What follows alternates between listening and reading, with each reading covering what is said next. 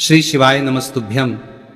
हर हर महादेव। माता बहनों, आप सभी लोग जानते हैं 30 जनवरी 2026 यानी शुक्रवार को पड़ रही है माघ महीने की प्रदोष व्रत। और दोस्तों, ये वह प्रदोष तिथि है जो माघ महीने में पड़ने वाली सबसे बड़ी तिथि है, क्योंकि यह शुक्रवार के दिन पड़ रही है और इसका बहुत ही बड़ा और विशेष महत्व होता है। पूज्य गुरु जी ने कहा है कि अगर कभी भी मौका लग जाए और माघ महीने की प्रदोष व्रत शुक्रवार को पड़े तो आप लोगों को एक छुटकी हल्दी वाला उपाय तो अवश्य ही करना चाहिए। इन दोनों का संयोग बहुत कम आता है और इसी के साथ में गुरुजी ने अपनी शिव पुराण कथा में बताया है कि इस दिन आपको एक छुटकी हल्दी वाला उपाय तो आपको अवश्य ही करना चाहिए, क्योंकि ऐसा दिन पूरे साल में सिर्फ एक ही बार आता है। और दोस्तों, आप सभी लोग जानते हो कि शुक्रवार प्रदोष व्रत का अगर सबसे बड़ा कोई उपाय है तो एक छुटकी हल्दी वाला उपाय है।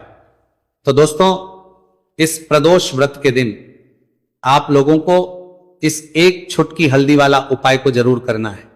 बहुत सारे लोग होंगे जिन लोगों ने इस उपाय को ना किया हो, मतलब पूरा साल निकल गया, उन्होंने किसी भी दिन इस एक छुटकी हल्दी वाला उपाय को ना किया हो। पर दोस्तों, आपके पास एक आखिरी मौका बचा हुआ है जो कि 30 जनवरी शुक्रवार प्रदोष व्रत के दिन है। तो इस दिन आप लोगों को इस वाले उपाय को जरूर कर लेना है। भले ही आपने पूरे महीने भर इस उपाय को ना किया हो, पर अगर आपने इस माघ महीने के प्रदोष व्रत के दिन अगर इस वाले उपाय को कर लिया तो आपको इस उपाय को करने का वह फल मिलेगा जिसकी आपने कभी कल्पना भी नहीं करी होगी। इसीलिए आप लोग इस वाले उपाय को एक बार जरूर कर लेना है, ताकि आप लोगों के हाथ से यह मौका ना जा सके और आपको इस उपाय को करने का फल मिल सके। दोस्तों, यह उपाय पंडित जी ने अपनी अभी की ही श्री शिव महापुराण की कथा में बताया है, जिस उपाय को आज हम आपको बहुत अच्छे से समझाने वाले हैं। इस वीडियो को देखने के बाद इस उपाय को समझने के लिए आपको कोई और वीडियो को देखने की जरूरत नहीं पड़ेगी। तो चलिए दोस्तों, उपाय को शुरू करते हैं। देखिए, यह इस माघ महीने के शुक्रवार प्रदोष व्रत के दिन यह इतना खास होता है, इतना महत्वपूर्ण होता है। देखा गया है कभी कभी बड़े बड़े पूजा पाठ अनुष्ठान से जो मनोकामना पूर्ण नहीं होते, वह माघ महीने के शुक्रवार प्रदोष व्रत के दिन एक छोटे से उपाय करने से ही आपकी मनोकामना पूर्ण हो जाती है। सारे लोगों ने इस उपाय को किया भी है और उनको इस उपाय को करने का फल भी जरूर मिला है। अगर आप लोग भी इस उपाय को करना चाहते हैं तो आप इस उपाय को पहले अच्छे से समझ लेना, सुन लेना, उसके बाद करना। आपको इस उपाय का फल जरूर मिलेगा और इस उपाय को कर लेने से आपके घर में चाहे किसी भी प्रकार की दोहक और समस्या क्यों ना चल रही हो, आपको उसका कारण भी नहीं पता है कि भाई ये समस्या किस कारण से चल रही है। उसका कुछ भी कारण हो सकता है, जैसे पितृदोष हो सकता है या किसी भी मंगल दोष भी हो सकता है। तो इस दिन आप लोगों को ये वाला उपाय कर लेना है। ये एक ऐसा उपाय है जिस उपाय को अगर किसी विशेष दिन पर किया जाए तो भाई उस विशेष दिन का जो है वो तो हमें मिलता ही मिलता है, पर हमने उस दिन पर इस उपाय को किया है तो हमें उससे भी बड़ा फल मिलता है और फल बहुत जल्दी मिलता है, क्योंकि आप इस उपाय को बहुत ही बड़े और विशेष दिन पर कर रहे हो। तो चलिए अब उपाय के बारे में बात करते हैं, लेकिन उससे पहले लोगों को यह जानना आवश्यक है कि आखिर ये उपाय किस समय करना है, किसको करना है और कैसे करना है। तो चलिए हम आगे आपको वीडियो में एक एक करके बता देते हैं।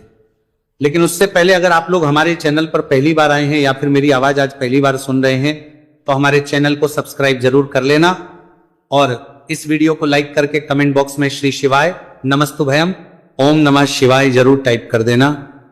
तो दोस्तों, इस एक छुटकी हल्दी वाला उपाय को हमें इस शुक्रवार प्रदोष व्रत के दिन कैसे करना है, किसको करना है, किस समय करना है और कहां पर करना है, ये सारे सवालों के जवाब आपको इस वीडियो में मिल जाएंगे। और जो ये वीडियो देखेगा भाई, उसको एक छुटकी हल्दी वाला उपाय जरूर करना चाहिए, क्योंकि इस दिन हल्दी का भी बहुत ही बड़ा और विशेष महत्व होता है। और जब बात आ जाए एक छुटकी हल्दी वाला उपाय की, तो ये सोने पर सुहागा वाली बात हो जाती है। ये एक बहुत ही बड़ा उपाय हो जाता है इस शुक्रवार प्रदोष व्रत का।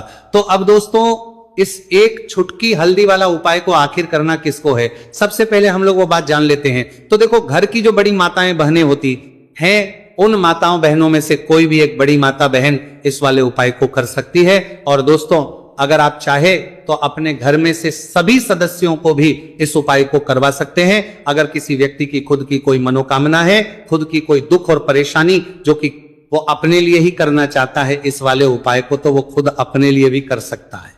बाकी अगर कोई घर में से ऐसा है जो कि अपने पूरे घर परिवार की सुख और शांति के लिए ये वाला उपाय करना चाहता है तो भाई वो भी कर सकता है, उसमें भी कोई दिक्कत वाली बात नहीं है। कहने का मतलब यह है कि इस उपाय को हर एक सदस्य भी कर सकता है और पूरे घर परिवार के सदस्य के लिए, घर की बड़ी माताओं बहनों में से कोई एक माता बहन भी कर सकती है। माताएं घर में उपस्थित ना हो या वह ये वाला उपाय ना कर पा रही हो तो फिर घर का कोई बड़ा सदस्य भी इस एक छुटकी हल्दी वाला उपाय को कर सकता है, चाहे फिर वह पुरुष ही क्यों ना हो, उसमें कोई भी दिक्कत वाली बात नहीं है। अब दोस्तों जो अगला प्रश्न निकल कर आता है वह ये आता है इस उपाय को लेकर कि आखिर इस उपाय को हमें किस समय करना है, सुबह के समय करना है कि शाम के समय करना है। तो देखो इस वाले उपाय को आप लोग सुबह के समय भी कर सकते हो, के समय प्रदोष काल में भी कर सकते हो। अब अगर आप पूछो कि भाई सबसे उत्तम समय कौन सा रहेगा इस एक चुटकी हल्दी वाला उपाय को करने का, तो हम आपसे बस यही कहेंगे कि इस उपाय को आप सुबह के समय करेंगे तो ज्यादा बेहतर होगा। बाकी अगर प्रदोष काल शाम के समय भी करेंगे तो भी अच्छा होगा, उसमें कोई भी दिक्कत वाली बात नहीं है। तो अब दोस्तों जो अगली सबसे बड़ी और महत्वपूर्ण बात आती है वो ये आती है कि अगर हम उपाय को करेंगे तो हमें कितने बजे से लेकर कितने बजे तक के बीच में करना है, और शाम के समय प्रदोष काल में करेंगे तो हमें कितने बजे से लेकर कितने बजे के बीच में करना है। तो देखो सुबह जितनी जल्दी हो सके आप उपाय को करने की कोशिश करना। बाकी अगर किसी कारणवश लेट भी हो जाओ, थोड़ी देर भी हो जाए तो 10 या 11 बजे तक भी आप उपाय कर लेना, पर 12 बजे से ज्यादा देरी ना हो, ठीक है, इसका ध्यान रखना। उसके बाद में दोस्तों अगर शाम के समय प्रदोष काल की बात करें, प्रदोष काल का जो समय है होता है वो शाम के 6 बजे से शुरू हो जाता है। मतलब शाम के 6 बजे से लेकर 7 बजे के बीच का जो समय होता है यह समय प्रदोष काल का समय होता है। तो आप इस उपाय को 7 या 8 बजे के बीच में भी कर सकते हो। मतलब शाम के 6 बजे से रात 8 बजे के बीच में आप कभी भी इस वाले उपाय को कर सकते हो, उस कोई भी दिक्कत वाली बात नहीं है। क्योंकि 30 जनवरी 2026 आज माघ महीने का शुक्रवार प्रदोष व्रत का दिन है। यह दिन बहुत ही कम आता है पूरे साल भर में, इसलिए जब आपको मौका मिल जाए जब आप इस उपाय को जरूर कर लेना। कोई भी उपाय हो आप कभी भी कर सकते हो, शुक्रवार प्रदोष व्रत के दिन बस कोशिश करना कि समय के थोड़ा मतलब अंतर्गत ही कर लो, पर किसी कारणवश अगर ना कर पाओ तो फिर आप थोड़ा देरी कर सकते हो, आपको उपाय का फल जरूर मिलेगा। चलिए सबसे पहले बात कर लेते हैं सबसे पहले उपाय की, जो कि आपको शुक्रवार प्रदोष व्रत दिन अपने घर पर जरूर करना है। इस उपाय को करने से आप जो भी पूजा पाठ करेंगे, जो भी उपाय करेंगे, जो भी आप भगवान से मांगेंगे आपको वह मिलेगा और आपकी पूजा सफल होगी, आपके उपाय सफल होंगे। तो आपको करना क्या है, चुटकी भर पीसी हुई हल्दी लेनी है, ठीक है ना। एक चुटकी भर पीसी हुई आपको अपने नहाने वाले स्नान मतलब जो जल है जिसे आप स्नान करते हैं उस जल में आपको पीसी हुई एक चुटकी भर हल्दी डालनी है।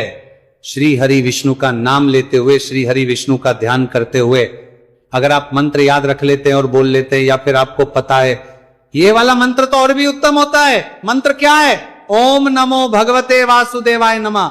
बहुत ही ज्यादा ऐसा है, ये मंत्र की सभी को आता ही है, ठीक है ना। तो ये वाला मंत्र श्री हरि विष्णु का बोलते हुए एक चुटकी भर हल्दी जल में मिलाएंगे और फिर उस जल से आपको स्नान करना है। श्री हरि विष्णु का ध्यान करते हुए जब भी आप स्नान करते हैं, अगर आप श्री हरि विष्णु के मंत्रों का उच्चारण कर लेते हैं और शुक्रवार प्रदोष व्रत वाले दिन एक चुटकी भर हल्दी डालकर स्नान करते हैं तो धन की वृद्धि आपके घर में होती है। जो काम आप करते हैं, आपका वो काम है, जो उपाय आप करते हैं वो उपाय सफल होता है और जीवन में आप हमेशा आगे की तरफ बढ़ते हैं। कभी भी आपको अपने जीवन में पीछे देखने तक की जरूरत नहीं पड़ती है। कहने का मतलब है जो जीवन में दुख थे, कष्ट थे, जो आपने सह लिए या जो आप सह रहे हैं, वो दुख और कष्ट कभी भी आपको फिर अपने जीवन में सहने नहीं पड़ते हैं, क्योंकि यहां पर आपको सीधे सीधे श्री हरि विष्णु और महालक्ष्मी का आशीर्वाद मिल जाता है। देखिए हल्दी जो है ये घर में सुख सौभाग्य को बढ़ाने का काम करती है। हल्दी जो है ये आपकी तरफ जितनी भी मांगलिक चीजें होती हैं, जितने भी शुभ काम होते हैं ना, उनको खींचती है चारों दिशाओं से। जो 4 दिशा सहाय होती है, हर दिशा से हल्दी सुख को खींचती है। तो हल्दी का उपाय आप विशेषकर 30 जनवरी 2026 माघ महीने का शुक्रवार प्रदोष व्रत वाले दिन जरूर करें। देखिए हल्दी के जल से जब आप स्नान करते हैं, इससे कि कुंडली में गुरु भी बहुत मजबूत हो जाता है, और आपने अपनी कुंडली में गुरु को मजबूत कर लिया तो आपने श्री हरि विष्णु को प्रसन्न कर लिया। श्री हरि विष्णु को प्रसन्न कर लिया तो मां लक्ष्मी तो आपसे स्वयं प्रसन्न हो जाती है। तो यह पहला उपाय है। अब जल्दी से बात कर लेते हैं। दूसरे उपाय की, हल्दी वाला जल आपको अपने घर में किस जगह पर डालना है और उपाय को कैसे करना है और कैसे यह हल्दी वाला जल 30 जनवरी 2026 माघ महीने का शुक्रवार प्रदोष व्रत के दिन जब आप अपने घर में डालते हैं, छींटते हैं, उपाय को करते हैं तो सीधे सीधे मां लक्ष्मी आपसे प्रसन्न होकर आपके घर में आती है और श्री हरि विष्णु के साथ आती है। स्थिर लक्ष्मी का आपके घर में वास होता है। कहने का मतलब है कि फिर कभी भी मां लक्ष्मी आपके घर को छोड़कर नहीं जाती है। जो लोग कहते हैं कि हमारे घर में धन तो आता है लेकिन चला जाता है, धन तो आता लेकिन फिजूल खर्ची बहुत है, धन तो घर में आता है लेकिन तिजोरी कभी धन से भरी नहीं रहती है, खाली हो जाती है, तो 90% लोग ऐसे होते हैं जिनके जीवन में यह समस्या होती है कि हमारे घर में स्थिर लक्ष्मी का वास नहीं है। देखिए, हम सभी चाहते हैं ना कि मां लक्ष्मी और श्री हरि विष्णु हमेशा हमारे घर में रहे, उनका आशीर्वाद बना रहे, हम हमारे जीवन के जितने भी दुख हैं उनका सामना जो है बहुत आसानी से कर सकें। देखिए, जब व्यक्ति पास पैसा नहीं होता है ना तो वो बहुत सारे कष्ट दुख उसके जीवन में जब आते हैं उनका सामना भी नहीं कर पाता है, और जब उसका आर्थिक पक्ष मजबूत होता है तो बहुत सारी समस्याएं उसे अपने जीवन में जो आती है वो छोटी लगती है। लेकिन अगर पैसा भी पास नहीं है तो छोटी छोटी प्रॉब्लम्स और छोटी छोटी चीजें जो हमारे जीवन में आती हैं वो भी बहुत बड़ी लगने लगती हैं। तो आपको करना क्या है, आपको यहां पर लेना है गंगा जल। तो देखिए, सबसे तो आपको अपने पूरे घर में गंगा जल का छींटा लगाना है, ठीक है ना। गंगा जल आपके घर से जितनी भी नेगेटिव एनर्जी होती है उसे बाहर कर देता है।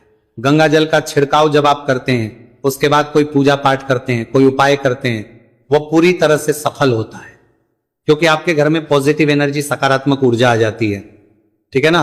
तो इतना करने के बाद आपको क्या करना है, एक लोटे के अंदर या एक कटोरी, किसी भी चीज के अंदर आपको अपने घर का शुद्ध जल लेना है। ले लिया, उसके बाद हुई हल्दी उसके अंदर मिलानी है, मिला दी। जब हल्दी आपको मिलानी है, ठीक है ना, उस समय आपको श्री हरि विष्णु का ध्यान करना है। श्री हरि विष्णु से प्रार्थना करनी है कि मेरे घर में धन बढ़े और कभी भी मेरे घर की जो सुख समृद्धि है उसमें कमी ना आए, ठीक है ना। जब आप जल मिला लेंगे उसके बाद आपको तुलसी का एक पत्ता लेना है। तुलसी का पत्ता पहले ही तोड़ ले।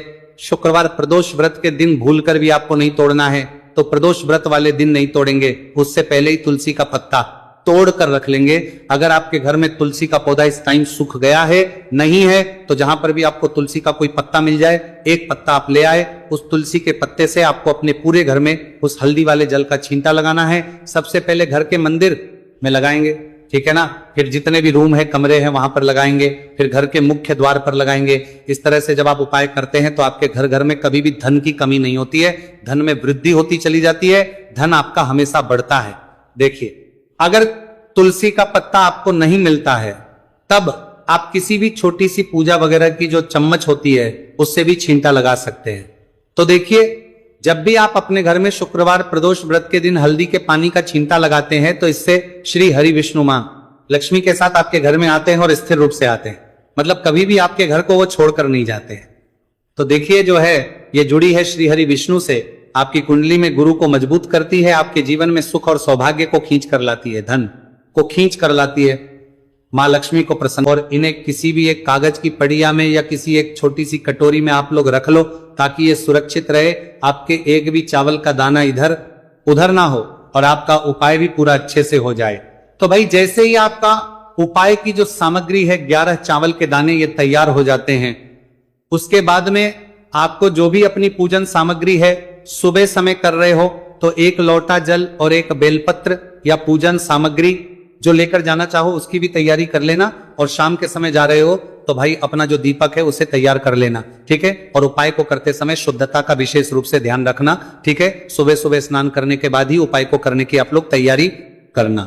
उसके बाद अगर शाम के समय की बात करें तो शाम के समय आपको स्नान करने की जरूरत नहीं है, पर शुद्धता ध्यान रखना है। आपको स्नान तो नहीं करेंगे, आप हाथ मुंह धोकर भी इस वाले उपाय को शाम के समय प्रदोष काल में कर सकते हैं, इसमें कोई दिक्कत वाली बात नहीं है। तो आप अपने उपाय की पूरी सामग्री तैयार करके आपके पास ही में जो आपका शिव मंदिर हो वहां पर पहुंच जाइए। सबसे पहले शिव मंदिर में जाकर आप लोगों को उपाय नहीं करना है, पहले भगवान के दर्शन करना है, भगवान से आशीर्वाद प्राप्त करना है, फिर शिव जी की शिवलिंग के पास में आना है।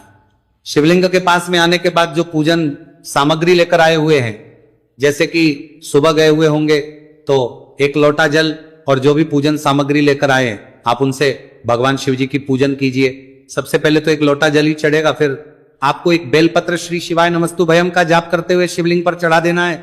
उसके बाद में आपकी पूजन सामग्री चढ़ेगी। उसके बाद में अगर दोस्तों शाम के समय अगर आप इस उपाय को कर रहे हो तो अपने साथ कम से कम एक जो दीपक है गोलबाती का, जो आप अपने साथ में लेकर गए हो, उस दीपक को मंदिर में जाकर अपनी माचिस से जलाना है और उस दीपक को शिवलिंग के पास में रखना है। ठीक है, इस दीपक को रखने के बाद ही आप लोगों को अपना ये वाला उपाय शुरू करना है और दीपक को ज्यादा पास में मत रखना।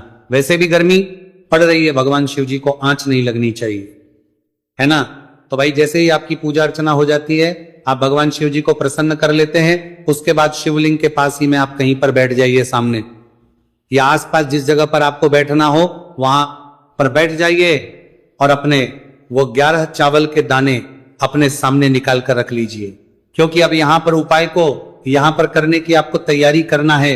और इस तरीके से जब आप उपाय करेंगे, पूजन सामग्री करने के बाद, पूजन अर्चना करने के बाद, तो आपको उपाय का फल बहुत जल्दी और बहुत होकर मिलेगा।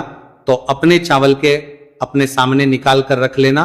और ये जो उपाय है ये आपकी सीधे हाथ की हथेली से होगा, इसलिए इस बात का भी विशेष रूप से ध्यान रखना है। तो सीधे हाथ की हथेली का प्रयोग करके ही आप लोग अपना इस वाले उपाय को करना। अपने सामने जो भी आपके कागज की पुड़िया है उसको खोलकर रख लो, या कटोरी है तो भाई उसे अपने सामने रख लो और अपने वो 11 चावल के दाने निकाल लो। ठीक है, उसके बाद में दोस्तों अब आपको क्या करना है कि शिवलिंग आपके सामने होगी, तो आपने वो 11 चावल के दाने एक एक करके जहां पर आपने बेलपत्र चढ़ाए हैं, आपको शिव जी के शिवलिंग के ऊपर चढ़ाना है। कहां पर चढ़ाना है? शिवलिंग के ऊपर चढ़ाना है, और कहीं पर भी नहीं चढ़ाना है आपको, अपने हथेली से तो शिवलिंग के ऊपर चढ़ाना है। भले ही फिर वो अपने आप जलाधारी पर गिर जाए, ये मतलब वहीं पर गिर जाए, उसमें कोई दिक्कत वाली बात नहीं है, पर आप चढ़ाओ शिवलिंग के ऊपर। तो आपको क्या करना है? अपना पहला चावल का दाना उठाना है, श्री शिवाय नमस्तु भयम बोलना है और शिवलिंग पर चढ़ देना है। इसी तरीके दूसरा चावल का दाना उठा है, शिवलिंग पर चढ़ना है और मंत्र बोल देना है। और फिर तीसरा चावल का दाना उठाना है, श्री शिवाय नमस्तु भयम बोलना है और चढ़ देना है। इसी प्रकार से आपको पूरे 11 चावल के दाने एक एक करके शिव जी के शिवलिंग के ऊपर चढ़ाना है और भगवान से प्रार्थना करते जाना है। मतलब प्रार्थना तो आपको आखिरी में करना है, पर हर एक चावल के दाने को चढ़ाते समय श्री शिवाय नमस्तु भयम जरूर बोलना है। उसके ही में यह चावल का दाना शिवलिंग के ऊपर आपको चढ़ाना है। जैसे ही आपके 11 चावल के दाने शिवलिंग के ऊपर चढ़ते हैं है, तो भाई उसके बाद में आपको क्या करना है? भगवान से अपनी मनोकामना बोलना है। मनोकामना भी कब बोलना है? जब आपका 11 चावल का दाना आपके सीधे हाथ की हथेली में हो और आप उसे चढ़ाने के लिए जा रहे हो। श्री शिवाय नमस्तु भयम बोलकर उस आखिरी चावल के दाने को शिवलिंग के ऊपर चढ़ा देना। भगवान से फिर अपनी वो मनोकामना बोल देना, जिस मनोकामना के लिए आप लोग अपना ये वाला उपाय कर रहे हो, जिस भी दुहक और परेशानी के लिए आप लोग अपना ये वाला उपाय कर रहे हो, उसके बाद में जैसे ही आप अपनी मनोकामना बोल देते हो, आपका ये वाला उपाय पूरा हो जाता है। पर दोस्तों उपाय को करने के बाद आप लोगों को 2 मिनट भगवान शिव जी के मंत्र का जाप जरूर करना है। और मंत्र का जाप करने के बाद भगवान से एक और बार करना है अपनी मनोकामना के लिए, या अपनी जो भी दुख और परेशानी है उसके लिए। इसके बाद में आप लोग भगवान को देखकर भगवान से प्रार्थना करके उनसे आशीर्वाद लेकर वहां से उठ सकते हैं और अपने घर पर जा सकते हैं। बस दोस्तों यहां पर यह वाला उपाय पूरा हो जाता है। इस तरीके से जो भी व्यक्ति छोटी छोटी चीज का ध्यान रखते हुए इस 11 चावल के दाने वाले उपाय को करेगा, निश्चित सी बात है उसे उसकी मनोकामना पूरी होगी और जो भी दुख और परेशानी है वह भी बहुत ही जल्दी दूर होंगे। तो दोस्तों ये थे पूज्य गुरु जी द्वारा बताए गए कुछ बहुत ही खास उपाय। अगर आपको जानकारी अच्छी लगी हो तो वीडियो लाइक करिएगा। मिलते हैं फिर एक नए वीडियो के साथ। श्री शिवाय नमस्तु भयम।